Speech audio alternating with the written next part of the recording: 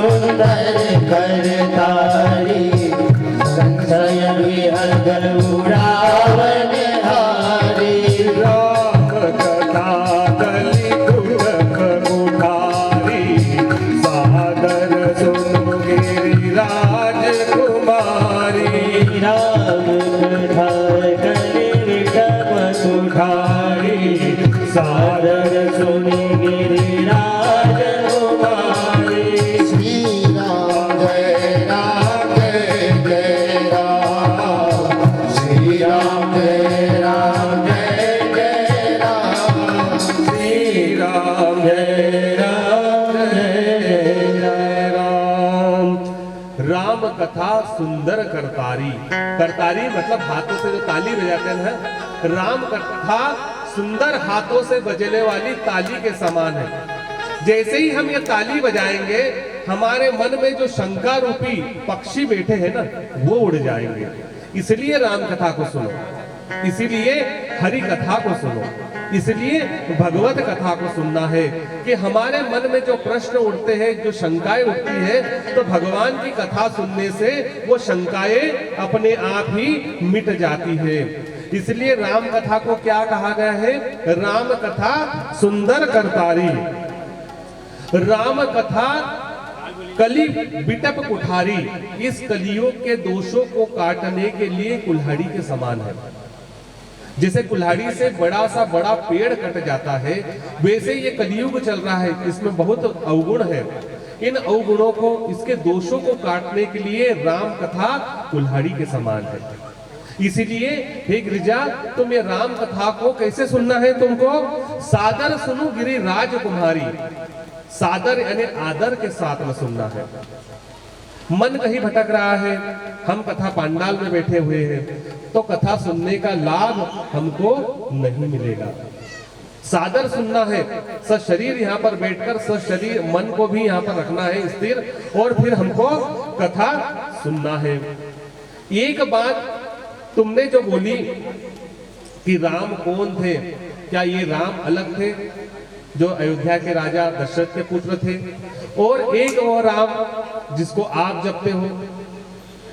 मुझे ये बात अच्छी नहीं लगी, लेकिन मैं जानता हूं तुमने ये अज्ञानवश पूछा, इसीलिए कोई बात नहीं, मैं तुमको दोनों बातें समझाता हूं कि राम जी कौन है।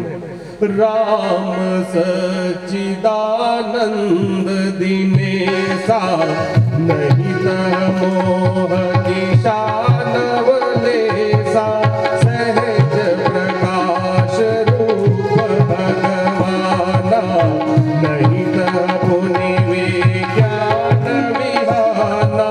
राम सच्चिदानंद दिनेशा। राम जी सूर्य के समान है। जैसे ही सूर्य का उदय होता है, अंधकार रूपी रात्रि अपना अंधकार समेट लेती है, उसी प्रकार राम जी है। राम जी जैसे ही हमारे मन में प्रकट होते हैं, हमारे मन में जो मोह माया जलन दुर्भावनाएं हैं, दुष्टता है रूपी राक्षस अपने आप भाग जाते हैं। इसलिए राम कथा को हमको सुनना ही चाहिए। अब भगवान कहा कि भगवान आप मुझे ये बताइए कि राम जी तो परब्रह्म है, उनको इस जगत में नर रूप लेने का क्या कारण था? ऐसी क्या आवश्यकता पड़ी कि भगवान को धरती पर आना पड़ा? वो तो आकाश में बैठकर, वैकुंठ में बैठकर भी सभी कार्य करने में सक्षम है, उनको मनुष्य बनने की आवश्यकता क्यों हुई? तब भगवान उनको कहते हैं कि देवी, बहुत सारे कार्य ऐसे होते हैं जिसके पीछे कई कारण होते हैं, और उन कारणों को ईश्वर को भी प्रारब्ध मानकर पूरा करना पड़ता है। इसीलिए भगवान को धरती पर आना पड़ता है।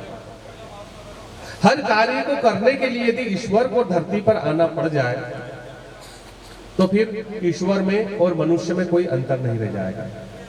लेकिन जब कोई विशेष कारण आन बनते हैं, विशेष कारण होते हैं, तब भगवान इस धरा पर जन्म लेते हैं। जब जब हो ही धर्म के हानि, आड़ई असुर अभिमानी। जब जब होई धर्म की हानि, आड़ई असुर अधम अभिमानी।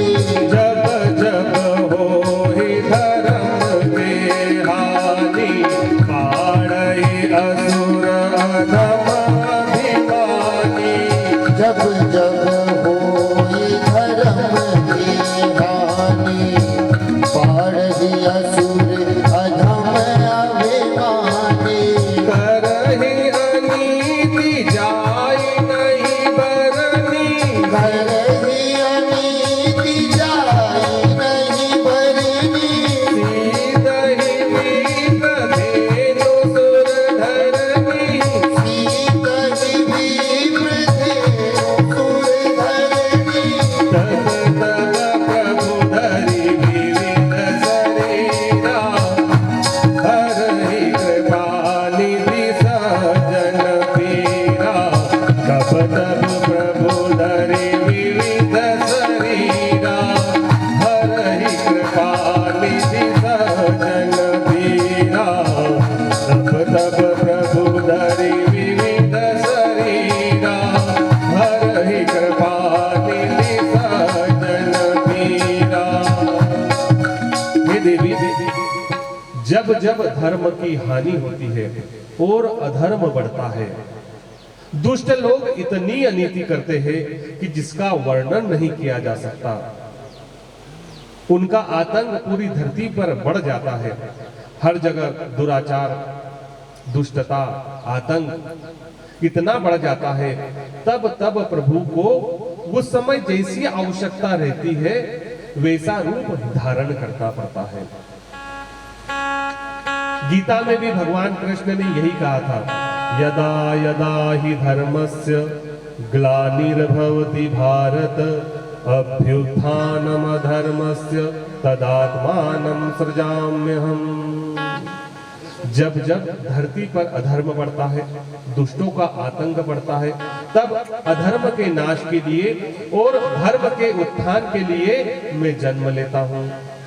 उसी चौपाई को तुलसी बाबा ने यहाँ पर लिखा है कि जब जब होई धर्म के हानि, बाढ़ई असुर अधम अभिमानी। है ना? कि जब जब दुष्ट बढ़ेंगे, अधर्म बढ़ेगा, तो सच्चे लोगों की, गौ माता की सेवा, साधु जनों की सेवा करने के लिए, उनकी रक्षा करने के लिए मैं स्वरूप धारण करूंगा। ठीक है प्रभु, अब आपने ये बता दिया कि भगवान आते हैं, तो मुझे ये बताए कि राम जी ने जन्म क्यों लिया। राम जन्म के हेतु अनेका, परम विचित्र एक ते एका। शिव जी ने कहा कि एक कारण नहीं है, बहुत सारे कारण है कि श्री हरि को इस धरती पर मनुष्य का स्वरूप बनाना पड़ा। तो बोले क्या कारण था? तो कहा कि देखो, एक बार की बात है, भगवान वैकुंठ में लक्ष्मी जी के साथ में आराम कर रहे थे, बैठे हुए थे। सनकादिक मुनि आए और सनकादिक मुनियों ने उनके दर्शन करना चाहे, लेकिन उनके जो द्वारपाल थे जय और विजय, उन्होंने प्रभु का विश्राम करने का समय जानकर जय और विजय को मना कर दिया कि सनकादिक ऋषियों को मना कर दिया कि अभी आप नहीं जा सकते, प्रभु विश्राम कर रहे हैं। लेकिन सनकादिक ऋषियों को तब गुस्सा आ गया, क्रोध आ गया, और उन्होंने जय और विजय को श्राप दे दिया कि आप दोनों राक्षस बन जाओ। जब क्रोधवश श्राप दे दिया तो बड़ी घोर गर्जना हुई, आकाश गरजने लगा, बिजलियां चमकने लगी। प्रभु की निद्रा विश्राम में खलल पड़ा। प्रभु आए और देखा कि द्वार पे क्या घटना घट गई। जब जाकर देखा तो वहां पर सनकादिक ऋषि खड़े थे। प्रभु ने सनकादिक ऋषियों को प्रणाम किया कि हे ऋषिगण, ऐसा क्या हुआ जो आप इतने क्रोधित थे? तब सनकादिक ऋषियों ने कहा कि प्रभु हम आपके दर्शन करने के लिए इतने दूर चलकर आए हैं और ये दुष्ट आपके द्वार